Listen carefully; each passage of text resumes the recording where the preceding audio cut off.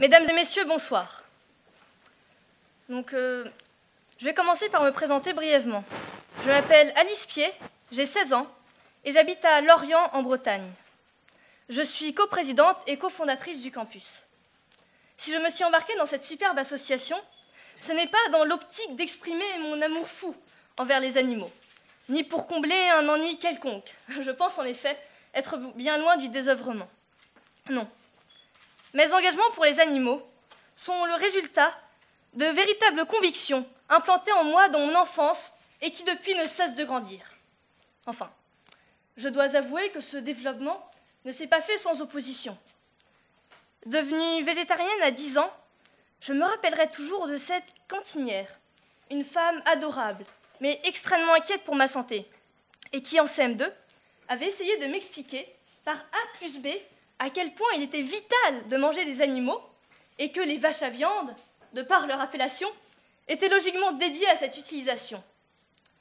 Mais ces arguments, malgré leur très grande rationalité, étaient vains. Je n'en démordais pas. Je restais les bras croisés devant mon assiette.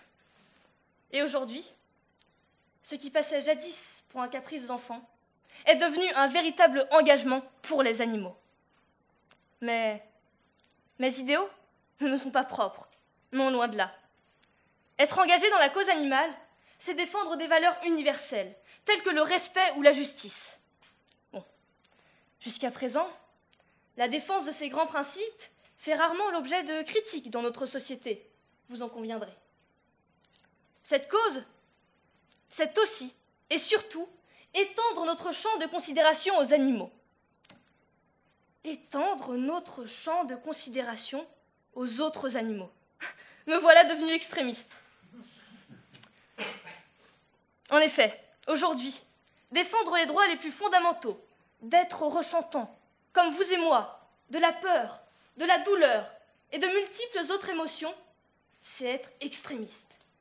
Oui, mesdames et messieurs, aujourd'hui, en 2022, voir plus loin que la souffrance humaine, pour prendre en compte également celle des autres animaux, c'est se voir plaquer l'adjectif identique à celui dédié aux terroristes djihadistes. Mais voulez-vous que je vous dise ce qui est réellement extrême est extrême, la souffrance de ces millions d'animaux qui, chaque jour, chaque heure, chaque minute, chaque seconde, sont battus, maltraités, estropiés, fouettés, affamés, asphyxiés, torturés, tués. Plus effrayant encore est extrême la désinformation massive de notre société et l'indifférence générale face à cette réalité. Pensez aux images de fermes bucoliques qu'on retrouve sur bon nombre de packaging de produits carnés. Songez à notre propre système qui met tout en place pour lutter contre les lanceurs d'alerte, ces dangereux terroristes qui, armés de caméras, osent briser la façade séparant l'abattoir du consommateur. Enfin, pensez aux groupes de pression, présents tant dans nos écoles que dans notre gouvernement, qui prêchent avec force et moyens la primauté de la culture et du loisir sur la souffrance et l'éthique. Non. Notre lutte n'est pas extrême. C'est ce qu'elle combat qui incarne ce terme. C'est pourquoi nous sommes de plus en plus nombreuses à nous y engager.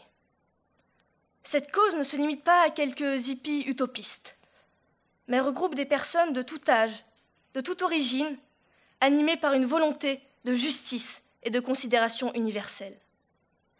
Parmi nous, nombreux sont des jeunes. Nous avons eu la chance d'être la première génération à visionner les images d'abattoirs et ainsi nous rendre compte de cette insoutenable réalité. En plus de cela, nous maîtrisons tous les divers outils informatiques. Tel Obélix avec la potion magique, nous sommes majoritaires à être tombés dans la marmite technologique étant enfants.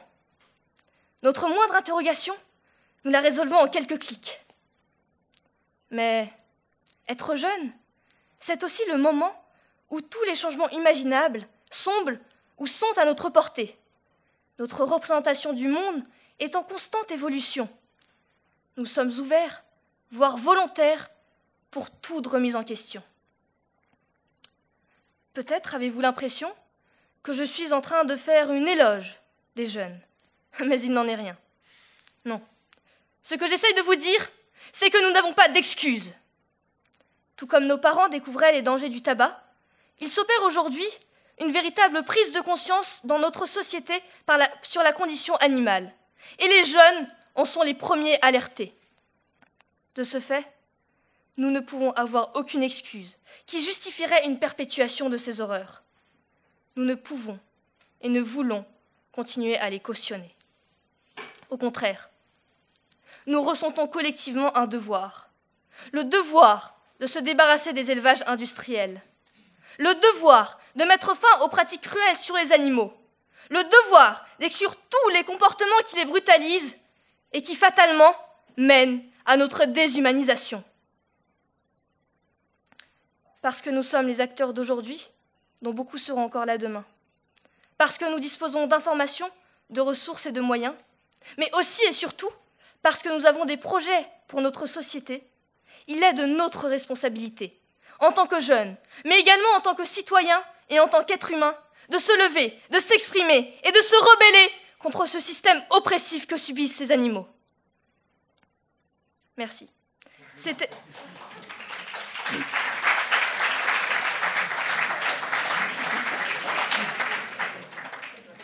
Juste... J'ai presque terminé. Merci à vous. C'était mon plaidoyer pour les plaidoiries à venir. J'espère qu'elle vous aura convaincu d'accorder grand intérêt aux superbes prestations que vous aurez l'honneur de juger ou bien simplement d'admirer. Bonne soirée.